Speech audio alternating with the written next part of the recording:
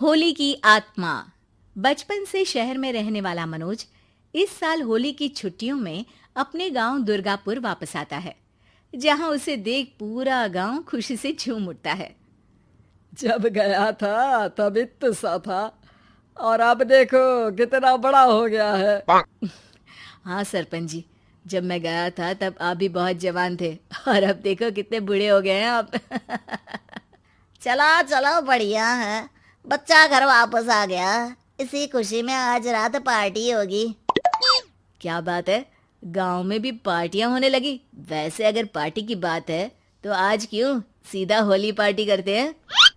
Holi party की बात सुन चहल पहल में अचानक सन्नाटा छा जाता है, जिसे देख मनोज को कुछ अजीब लगता है, लेकिन तभी सरपंच बात पलट देता है।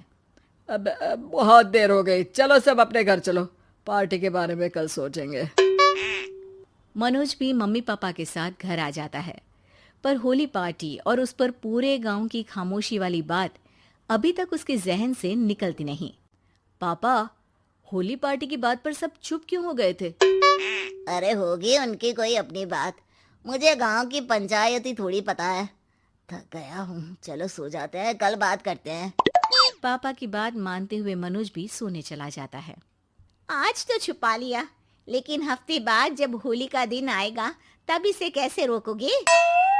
अगली सुबह सूरज के साथ ही मनोज भी गांव घूमने निकल जाता है, जिस पर रास्ते में उसे अपनी ही उम्र के कुछ लड़के भी मिलते हैं, जिनसे दोस्ती कर अब वो उनके साथ घूमने लगता है। इसी तरह कुछ दिन बीत जाते हैं और होली नजदीक आने लगती है। दोस्तों, होली में 4 दिन ही बचे हैं, पर गांव में उसकी कोई तैयारियां क्यों नहीं दिख रही? क्योंकि यहाँ होली नहीं मनाई जाती। अरे पर ऐसा क्यों? वो राजा भूषण। अरे तुम 4 दिन के लिए आए हो, क्या इतना सोच रहे हो? चलो कुछ खाने चलते हैं। इसी के साथ एक बार फिर होली की बात को टलते हुए देख मनोज को शक होने लगता है। वो घर पहुंचते ही इंटरनेट पर अपने गांव और राजा भूषण के बारे में जानकारी निकालने लगता है। क्या? मुझे आज तक ये नहीं पता था। ऐसा कैसे? किसी ने मुझे कुछ बताया क्यों नहीं? सारी जानकारी लेने के बाद मनोज गांव वालों या अपने मम्मी पापा से कुछ पूछे बिना खुद ही उसकी सच्चाई के बारे में छानबीन करने लगता है, जिसके चलते वो राजा भूषण की हवेली में पहुंचता है। वाह, क्या हवेली है यार। पर क्या यहाँ सच में कोई भूत है? हेलो भूत जी, कोई है क्या? हम इस साल गांव में होली सेलिब्रेट कर रहे हैं, क्या आप उस पर थोड़ा इंटरव्यू देंगे? मनोज के ऐसा बोलते ही गांव में तूफान उठ जाता है और हवेली में रखी सारी चीजें हिलने लगती है। एक अदृश्य शक्ति मनोज को धक्का देकर हवेली से बाहर निकाल दरवाजा बंद कर लेती है। ये सब देख मनोज हैरान रह जाता है। क्या अभी मुझे हवा ने धक्का देकर बाहर निकाल दिया? मेरे होते हुए इस गांव में कभी होली नहीं मन सकती, इसलिए दोबारा ऐसी कोशिश भी मत करना, अंजाम बुरा होगा। आवाज सुन मनोज हैरानी से इधर उधर देखने लगता है, पर उसे कोई दिखाई नहीं देता। वो गांव वापस आ जाता है, जहां तूफान की वजह से सब कुछ तहस महस हो चुका होता है। आखिर ये तूफान आया कैसे? ना ऐसा कोई मौसम था और ना ही हमने होली का त्योहार मनाने की बात की थी। सरपंच की बात पर कोई रिएक्शन दिए बिना मनोज चुपचाप अपने घर चला जाता है। इस तरह देखते ही देखते होली का दिन भी आ जाता है और मनोज रंग लेकर गांव में निकल जाता है, लेकिन गांव पूरी तरह खाली होता है। अरे त्योहार का दिन है, धूमधाम की जगह मातम क्यों मनाया हुआ है? मनोज की आवाज सुन सब अपने घर की खिड़कियां खोल के घर के अंदर से ही उसे वापस जाने के लिए कहने लगते हैं, पर वो किसी की नहीं सुनता। तुझे पहले भी समझाया था, अगर होली खेलने की कोशिश भी की तो अच्छा नहीं होगा। अरे बात मान लो बेटा, तुम्हें सच नहीं पता। मुझे सब पता है।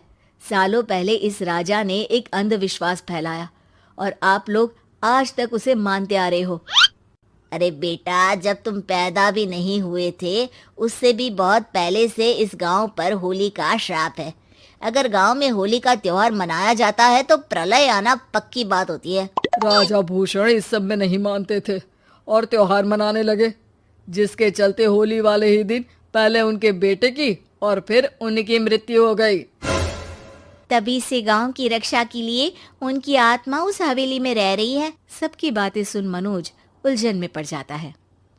सोचना भी मत मनोज, अगर तुमने इस परंपरा को तोड़ने की कोशिश भी की तो उसका परिणाम इस गांव और गांव के लोगों के लिए अच्छा नहीं होगा।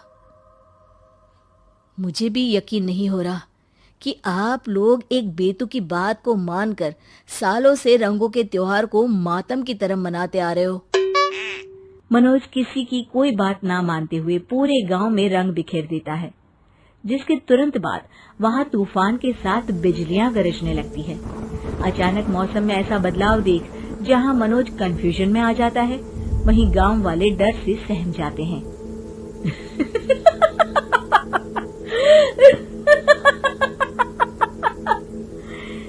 इस लड़के ने हमारे जैसे सिर्फ अपने स्वार्थ के लिए नहीं बल्कि पूरे गांव की खुशियों के लिए यहाँ होली मनाई है, जिस वजह से अब इस गांव पर होली का श्राप टूटता है। ऐसा बोलकर राजा का भूत वहां से गायब हो जाता है, जिसके बाद गांव के लोग धूमधाम से होली मनाते हैं। खुशियों के रंग गांव में बिखरे ही होते हैं कि अगली सुबह अचानक मनोज कहीं गायब हो जाता है और एक बार फिर गांव में होली का नया राज शुरू हो जाता है।